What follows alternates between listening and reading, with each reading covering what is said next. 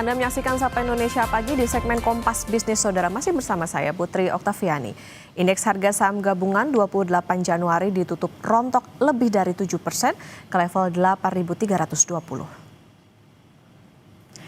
IHSG terkoreksi dalam setelah Morgan Stanley Capital International atau MSCI, penyedia indeks global yang menjadi acuan investor institusi dunia, resmi mengeluarkan peringatan keras dengan membekukan kenaikan bobot serta penangguhan penambahan saham baru asal Indonesia dalam indeks mereka. Investor asing melakukan aksi jual bersih lebih dari 6 triliun rupiah. MSCI memberi waktu bagi otoritas bursa mereformasi transparansi penyelenggaraan market sampai Mei mendatang.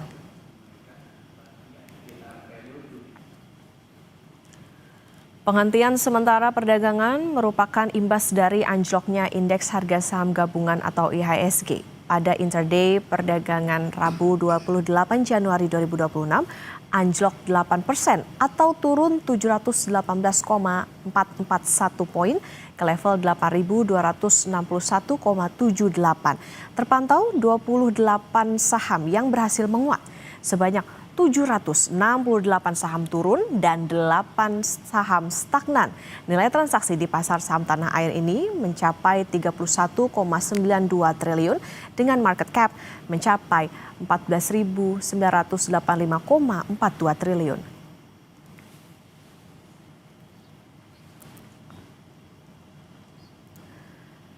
Sementara Menteri Keuangan Purbaya Yudi Sadewa merespon IHSG yang anjlok kemarin, Saudara. Purbaya bilang akan berkoordinasi dengan otoritas jasa keuangan untuk membereskan masalah yang disorot oleh MSCI dan menilai kondisi pelemahan ini hanya sesaat.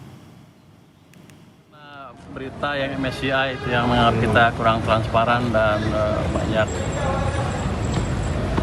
goreng-gorengan saham segala macam kan, dan persyaratan mereka yaitu beli bersih sama floatingnya berapa persen. Ini saya pikir reaksi yang berlebihan karena kan ini baru laporan pertama kan, masih ada waktu eksekusi sampai bulan Mei kan. Saya udah bicara dengan ketua OJK, dia bilang semuanya akan dibereskan sebelum Mei, jadi ini hanya shock sesaat. Jadi pasti perusahaan itu akan bisa memenuhi syarat MSCI dan akan bisa masuk ke indeks MSCI maupun ya saham yang boleh diinvestasi oleh perusahaan-perusahaan asing global gitu.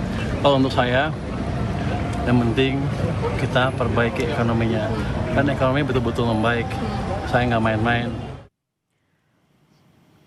Menteri Koordinator Bidang Perekonomian Erlangga Hartarto menyatakan pemerintah akan memonitor pergerakan IHSG dan menjadwalkan rapat dengan otoritas jasa keuangan serta pihak terkait termasuk Bursa Efek Indonesia dalam waktu dekat. Menurut Erlangga, penurunan IHSG salah satunya dipengaruhi faktor teknikal termasuk penyesuaian terkait MSCI. Nanti kami monitor dan akan dirapatkan mungkin dengan OJK dan yang lain. Besok lah kita jadwalkan. Pak, ini cuma karena teknis MSCI aja apa memang ada sentimen-sentimen lain sih, Pak? Pertama ada technical MSCI, yang kedua tentu dari BEI Bursa itu perlu untuk melakukan evaluasi. Evaluasi di? Evaluasi mengenai apa yang diminta oleh MSCI. Ya. Belum transparan, Pak ya? Apa? Transparansi ya tentu kan kalau transparansi kan itu persyaratan bagi seluruh penyelenggara pasar modal. Jadi itu kan bisa dilakukan improvement dengan mekanisme yang sudah banyak dipraktekkan di berbagai negara. Indeks harga saham gabungan atau IHSG terjun bebas pada pembukaan perdagangan Rabu 28 Januari 2026. Hal ini menyusul hasil pengumuman MSCI mengenai penilaian free float saham emiten Indonesia. Lalu apa dampaknya? Kita akan bahas bersama dengan pengamat pasar modal Universitas Indonesia, Budi Frensidi. Selamat pagi, Prof. Budi. Selamat pagi, Mbak Okta. Prof. Budi, IHSG kebakaran kemarin disebut ini tuh untuk merespon keputusan MSCI interim freeze. Kenapa sebetulnya MSCI ini sedemikian menghentak bursa? Siapa sih lembaga ini? Apa pentingnya untuk bursa di Indonesia? Iya, MSCI itu adalah indeks yang menjadi acuan investor global terutama investor institusi dan ETF asing ya untuk keputusan investasi mereka. Jadi mereka mendasarkan pada mandat indeks ini untuk investasi di saham apa, di negara apa, dan berapa besar. Sehingga begitu dilakukan freezing, ini berarti tidak akan ada lagi saham-saham kita yang masuk ke dalam indeks ini dalam 4 bulan ke depan. Dan ini ya sudah tentu membuat mereka yang sudah mengantisipasi beberapa saham akan masuk, keluar, dan mungkin juga beberapa saham yang masih dalam indeks ya kan tidak akan dilakukan perubahan dalam 4 bulan ke depan, mereka juga berusaha untuk mengurangi. Demikian. Oke, ini tentunya akan berdampak pada bagaimana saham-saham di Indonesia. Nah, Prof Budi, seberapa besar pengumuman MSCI ini untuk mempengaruhi aliran dana asing? Karena kalau kita lihat kemarin outflow-nya sehari lebih dari 6 triliun, Prof. Iya, kemarin kita saksikan 6,2 triliun sehingga hingga year to date yang tadinya masih net buy, ya, net inflow itu menjadi net outflow 3,7 kalau tidak salah. Jadi memang kita harus akui bahwa nilai perdagangan atau transaksi harian kita di bursa saham itu 35% sampai 40% masih oleh investor asing. Dan itu pun dengan porsi asing yang cukup besar, walaupun sudah menurun dibandingkan katakan 5-10 tahun lalu, itu transaksi harian kita hanya 1,1 billion US dollars per hari dan kalah dibandingkan Malaysia yang Thailand yang 1,3, Singapura 1,2, kita nggak usah bicara India yang sudah belasan triliun ya, kemudian negara-negara Asia yang maju seperti Taiwan, South Korea, Hong Kong, Jepang, dan China. Jadi memang kita berkepentingan sekali untuk memastikan atau membuat begitu banyak emiten kita masuk ke dalam indeks ini ya, karena ya tentunya ini akan membuat banyaknya capital inflow dan juga banyaknya investor asing masuk ke dalam saham-saham yang di bursa kita, emiten-emiten kita, seperti di banyak negara lain, negara-negara yang setara dengan kita lah, G20 gitu ya, ataupun emerging market secara umum ya. Oke, Prof Budi, ini mungkin untuk gambaran sebetulnya kalau dikatakan tadi begini, outflow-nya dana asing itu kan sampai 6 triliun. Seberapa besar sebetulnya ini bisa mempengaruhi IHSG kalau dibandingkan dengan proporsi investor dari dalam negeri begitu, Prof? Investor dalam negeri kita bicara yang menentukan adalah nilai transaksinya itu masih lebih besar ya, sekitar 60 sampai 65, tetapi ya kita bicara dana asing ini mereka relatif punya kekuatan cukup besar. Kenapa? Karena begitu masuk dalam jumlah besar ya. Jadi dari beberapa segelintir investor saja sudah bisa masuk dan keluar dalam jumlah besar. Beda dengan investor domestik kita yang jumlahnya lebih banyak, katakan retail sudah 20 juta lebih, tapi amount-nya kecil sehingga ya begitu diakumulasi, dijumlahkan ya nilai jadi lebih besar. Tapi sebenarnya aksi dari investor yang segelintir ini, investor asing dan ETF ini sangat menentukan, karena kita lihat coba 6,2 triliun keluar, indeksnya sudah sempat kalau tidak salah sempat turun 8,8%. Jadi malah saya sempat membaca minggu lalu ada yang mengirimkan berita bahwa ini siap-siap kalau memang freeze dan juga tidak bisa dipenuhi, ini siap-siap 2 billion US dollar akan keluar dari bursa kita. Oke. Ini tentu kalau bisa bicara saham, bicara soal bagaimana kepercayaan dan juga ekspektasi, termasuk tadi meskipun proporsinya lebih banyak bagi investor dalam negeri, tetapi tentu bagaimana dari luar ini tentu sangat bisa jadi pertimbangan. Prof, nanti kita lanjutkan kembali dan saudara tetap bersama kami di Kompas Bisnis. Menyaksikan Kompas Bisnis Saudara, dan kita akan melanjutkan perbincangan bersama dengan Prof Budi Frensidi, pengamat pasar modal Universitas Indonesia. Prof, tadi kalau kita sudah bicara soal bagaimana pentingnya MSCI ini terhadap IHSG, kemudian gini, MSCI ini kan kasih batas sampai Mei untuk perbaikan transparansi data. Kalau dari catatan Prof sendiri, apakah memang kondisinya terjadi itu tadi free float semut, tidak ada transparansi dan lain sebagainya. Kemudian bukankah selama ini ada OJK dan juga BI yang meregulasi, Prof? Iya, sudah pasti OJK dan BI kita harus apresiasi sudah melakukan tugasnya. Tapi dalam hal ini apa yang sudah dilakukan tidak bisa memenuhi keinginan atau permintaan dari MSCI, terutama untuk transparansi, karena ya dia mengejar sampai ultimate beneficiary owner, terutama untuk saham-saham yang kepemilikannya itu di bawah 5% atau kita sering masukkan ataupun sebutkan sebagai yang memenuhi klasifikasi free float. Jadi ya ini tidak bisa dipandang enteng bahwa ya keinginan permintaan mereka harus dipenuhi karena akan mempengaruhi arus dana investor asing dan juga ETF asing itu untuk masuk dan keluar dari bursa kita, terutama dikaitkan dengan ada ancaman juga bahwa kalau ini masih bisa tidak dipenuhi dalam waktu yang diberikan itu 4 bulan ke depan, itu bisa-bisa Indonesia bursa kita masuk ke dalam ataupun dipindahkan, diturunkan dari emerging market ke frontier market yang wah ini kita negara G20 tapi nanti dikelompokkan sekelas dengan negara-negara sebagian besar Afrika dan juga negara-negara yang ya secara GDP itu jauh di bawah Indonesia seperti Bangladesh, kemudian Pakistan, Vietnam, ya Sri Lanka dan lainnya negara Afrika. Padahal kita ya negara G20 loh dari sejak G20 itu dibentuk ya.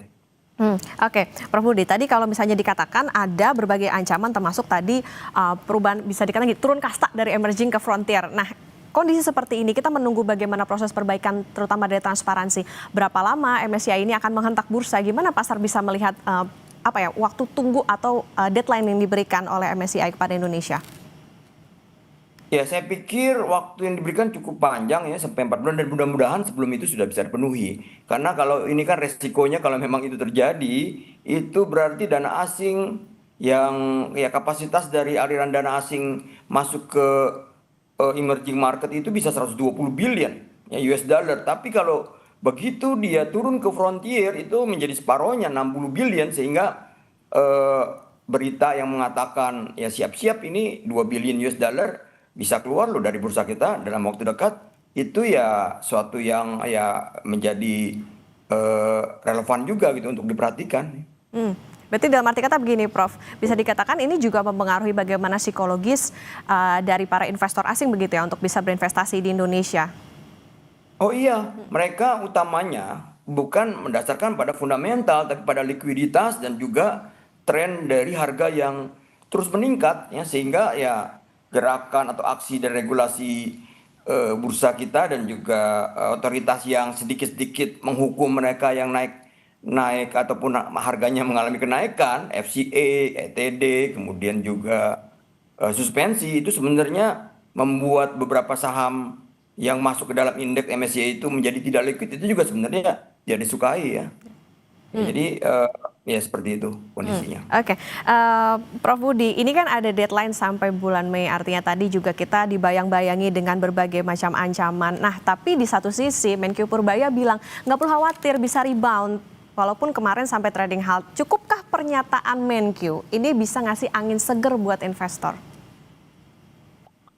Saya pikir kalau aksi jual dari investor asing, ETF asing ini tidak dilawan dengan aksi beli dari investor domestik, terutama investor institusi, apakah Danantara, kemudian BPJS Ketenagakerjaan, dan dana pensiun BUMN dan lainnya, itu saya pikir ya tidak cukup ya. Artinya ya tidak cukup hanya dibuatkan surat ataupun dijawab dengan lisan. Ini harus dijawab dengan aksi ya, bahwa ya satu dipenuhi ya. Tapi kalau memang mereka tidak merasa sudah dipenuhi permintaannya dan juga investor asing masih merasakan yang dilakukan langkah yang dilakukan oleh otoritas dan regulator masih kurang, ya saya khawatir kembali ke indeks ke 9 ribuan masih lama sekali, malah kemungkinan besar ya untuk sementara kita realistisnya di 8.000 ya, 8.000 ataupun 8.050. Ya jadi harus dilawan dengan aksi beli lah. Ya, untuk enggak ya melawan aksi jual mereka. Kan tadi investor retail udah banyak. Tapi kalau kita bicara dana yang memiliki dana besar adalah institusi yang tadi yang saya sebutkan ya, mulai dari Danantara, kemudian BPJS tenaga kerja, dana pensiun dan lainnya. Oke, penegasan lagi Prof, artinya tadi gini, kalau tadi dikatakan dari 9.000 sekarang turun jadi sekitar 8.000, masih cukup lama begitu, berarti level psikologisnya sampai dengan bulan Mei diperkirakan kalau memang tidak selesai sampai dengan bulan Mei ini masih berada di level 8.000 begitu ya? Ya saya pikir realistisnya dengan tidak adanya aksi melawan aksi jual investor asing oleh investor domestik, ya 8.000 menjadi satu angka yang ya kita harus terima ya. Oke, lantas yang bisa dilakukan oleh regulator seperti apa Prof? Bagaimana dengan OJK maupun juga BI harus merespon kondisi seperti ini? Ya jelas ya regulator harus segera membentuk tim dan pokoknya secepatnya lah memenuhi permintaan itu, bahwa saya coba tanya, coba konsultasi ke AI bahwa permintaan transparansi itu ya tidak unik untuk bursa kita, tapi ini memang berlaku untuk semua bursa ya. Jadi tidak ada inilah pilih-pilih, dalam hal ini ya si Bursa Efek dan regulator kita juga ya harus comply ya, berusaha comply dan memenuhi permintaan mereka, dan tidak bisa memandang enteng karena ya begitu peraturan ketentuan yang dibuat oleh otoritas dan regulator kita tidak disukai, ya inilah nanti akibatnya, katakan ya sedikit sekali saham-saham kita, bursa kita yang masuk ke dalam indeks MSCI dibandingkan negara tetangga, apalagi negara G20. Ya. Baik dari jumlahnya ya, maupun dari amount-nya tadi ya, amount yang dialokasikan kalau tidak salah hanya 1,3 dan terus turun, dan ini ya kalau tidak diperhatikan ya akan terus turun, tadi kan ada dana maksimum untuk emerging market dan menjadi separohnya kalau dia masuk frontier market. Jadi ke depan mungkin usul saya jumlah emiten kita yang masuk ke dalam indeks MSCI dan FTSE itu mestinya menjadi KPI dari pimpinan BEI, karena ini akan menentukan arus dana asing masuk ke Indonesia ya, masuk ke emiten-emiten kita. Sekarang ini secara persentase kecil, dan juga jumlah emitennya kalau tidak salah kalau di MSCI itu 18 dan 56 74. Tapi di negara lain, di India sampai 664, coba ya, jauh sekali. Bahkan di Singapura juga sudah sampai 200-an ya. Kemudian di Thailand juga lebih besar dari Indonesia. Kita tidak usah bisa bicara negara-negara yang memang sudah masuk negara maju seperti Taiwan, Korea Selatan, Hong Kong, sampai China, itu sudah angkanya sudah 800-900 emiten yang masuk ke dalam indeks MSCI, baik big and large and mid maupun yang small cap. Demikian. Oke, lagi-lagi yang perlu diperhatikan adalah bagaimana memenuhi permintaan dari MSCI itu tadi. Prof tadi sempat menyinggung soal bagaimana pasar kita terancam nih dari emerging ke frontier. Nah, untuk mengantisipasi pasar jangan sampai masuk ke frontier itu tadi, apa yang bisa dilakukan? Kemudian apa sebetulnya Prof bahayanya bagi perekonomian kita? Kalau tadi kita sempat menyinggung soal bagaimana ini bisa mempengaruhi kepercayaan maupun juga ekspektasi asing terhadap saham di Indonesia. Ya, dana yang bisa dimasuk dari dana asing, ETF asing dan investor institusi asing, terutama dana pasif, ke bursa kita jadi akan turun.